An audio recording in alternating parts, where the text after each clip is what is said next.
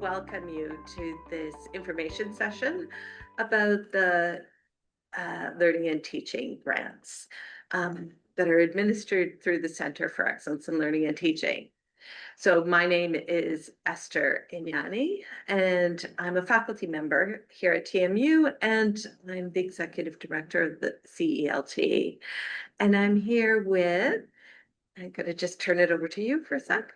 Hello, everybody. My name is Andrea Ridgley. I am the manager at the Center for Excellence in Learning and Teaching and one of the administrators of this grant. Hi, everyone. I'm Syeda Shah. I'm the admin coordinator for teaching development and digital learning. And again, I'm one of the administrators for the LTGs.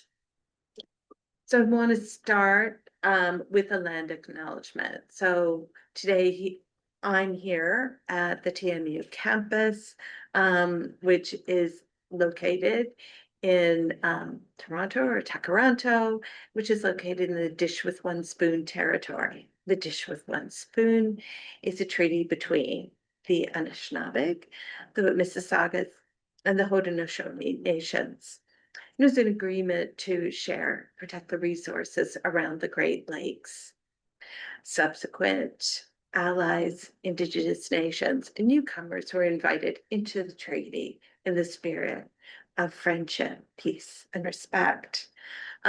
We open our events with a land acknowledgement as a way to acknowledge Indigenous history and presence, and it has relevance for our conversation about the Learning and Teaching grant, because the grants can be used as a way to build in Indigenous history into our curriculum, to take initial steps to decolonize the classroom, and to otherwise realize some of the calls to action, the TRC calls to action. So just before we get started, I just want to acknowledge that the Learning and Teaching grants have been in existence in one form or another for a number of years. Initially, there was a funding pool through the Learning and Teaching Office, and that ultimately became the Learning and Teaching grant. The grants are funded by the provost, vice president, academic. And they tend to be very closely aligned with our academic plan. So you'll see this year that some of the focus areas have been adjusted. Some of the language in describing the priority areas has been adjusted to better align with with our new academic plan, Transforming Our Futures.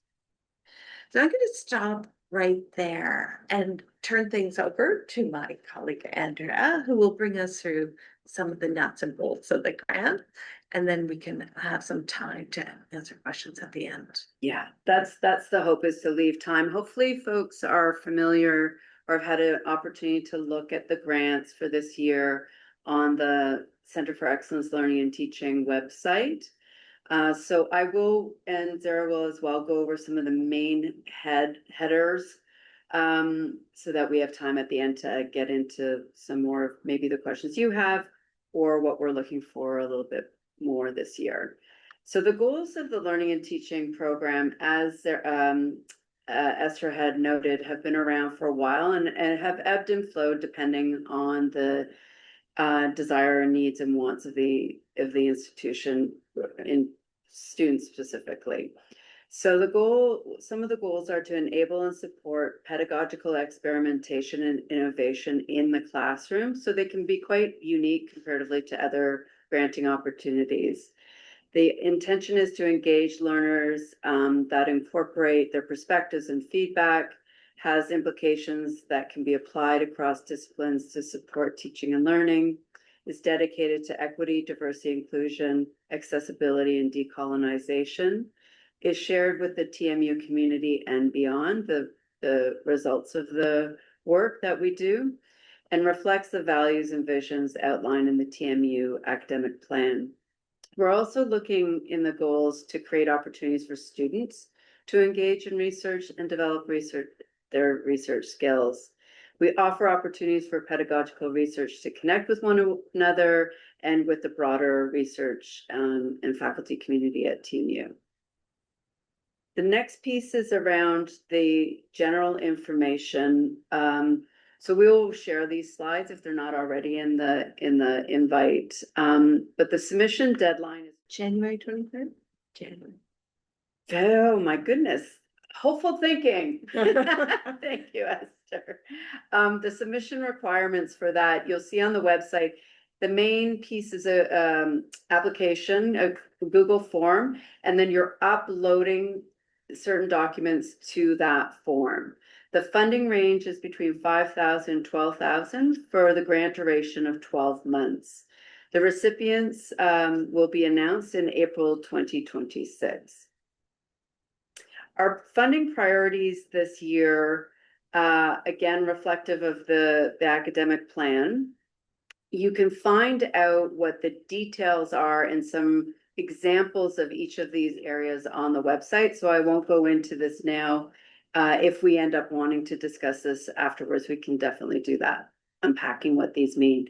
But very briefly, we're looking at the focus areas of first year experience, learning journeys and success, accessible design for learning and open inclusive pedagogies, internationalization and global learning, experiential learning and future readiness, digital learning and educational technology, advancing Indigenous scholarship, partnerships and self-determination in learning and teaching, Black Studies curriculum and pedagogy, and finally, supporting student community, belonging, and well-being.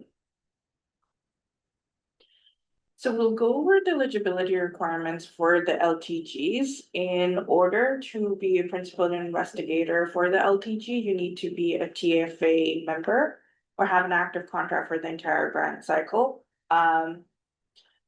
For co-applicants, you can be a contract lecturer or the faculty, staff, students, and grad students. However, you have to be part of the active TMU community member for the entire grant period, and you need a TFA member to be the principal investigator on these grants. I'm just gonna go ahead and break down the different forms that we require for the LTGs, beginning with the application form. So this form has multiple sections, and in each section, there's some information that's required from you. For example, for section 1, it's the applicant information.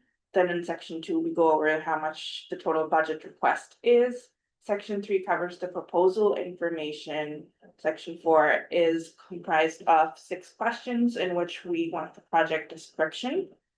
In section 5, we have the timeline, the justification, budget justification form, and the signature forms. And section 6 is just acknowledgements. The next form is the budget justification form. This is where you fill out what's required from the project, the budget needs, and the budget requests. And below are listed some of the eligible expenses for the SRC grants. The LTG budgets can cover student and non-salary benefits, salaries and benefits, professional and consulting services, travel and dissemination costs. So for travel, you can only put about maximum of 20% towards a travel request, and materials and supplies can only be 30% of the total budget, as keeping in mind that any materials purchased during the grant will need to be returned to TMU after. This is an example of the timeline form, and here you can list your goals and activities per quarter. So starting the grant off in May till August, what your goals and activities will be, just brief descriptions, and then going forward from September to December, and then January to April. The signature form is the last part of the application form, and this is basically your signature and the project approval if needed by your chair, dean, director, or manager. All these 4 forms will need to be saved in PDF and then uploaded to the Google form. Great. So again, if you want to get into that a little bit more, we can do that in a moment. Just to let you know a little bit about the adjudication process and evaluation criteria. So all proposals will be vetted and ranked by a committee that's made up of members of previous grant holders, faculty from across disciplines, colleagues from partner units on campus like the library, or subject matter experts within the Center for Excellence in Learning and Teaching. And we really encourage people who are wanting to submit grant proposals to look at the rubric and really follow the scoring, seeing where the priorities are in the scoring that's available on the website.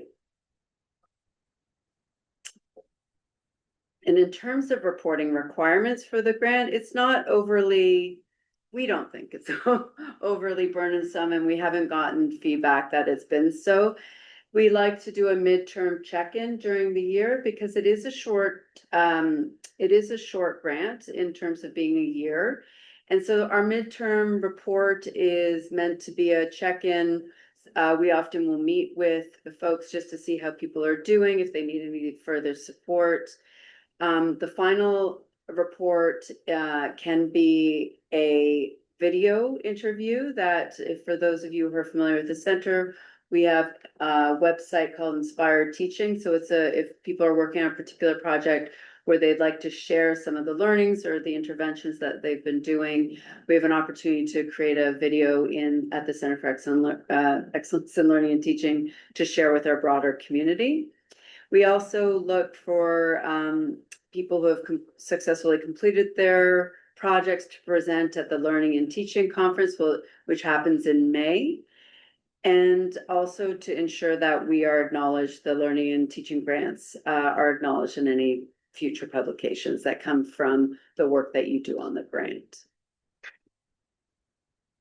Over to you, Esther. Okay, so there are some supports that you can get from the center, both at this stage, before you submit your application, and then once you're successful. So the center is here to explore project ideas. So you may be in the session, you may have an idea that you're not sure if it's feasible or if it's appropriate. You certainly can ask in this session, but you can also meet with one of the educational developers or one of the staff in experiential learning and explore the idea a little bit further, get some feedback on it.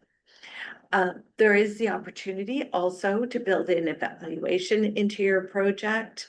It's always useful to think about the effectiveness and the impact of the intervention or the new curriculum development, the new course feature that you've developed.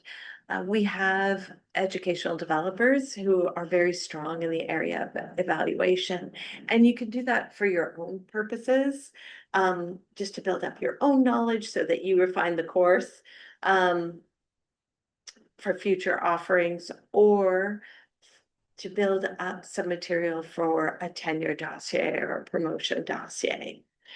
And Zehra will talk a little bit more about if you plan to publish any evaluation, so the steps you need to take with ethics there. The center is also there to help with that. We do offer technical supports. We have a digital learning team that can help you with any open educational or open access feature you want to build into your project. We have a Tech for Teaching studio here, and we have a lot of expertise around generative AI. So any of that is at your disposal that you can draw upon throughout the tenure of your project. And then importantly, there is very strong administrative support around your budget. And I know that is a concern for faculty. So you can be sure that you're in Zehra and Andrea's very capable hands around putting the various administrative pieces of your grant into place. That is an important point to make. Thank you for saying that too. I'm pointing at Zehra because she's the one who does a lot of this for it. So unlike, do you want to speak to that just briefly? How the invoices and things come through us rather than.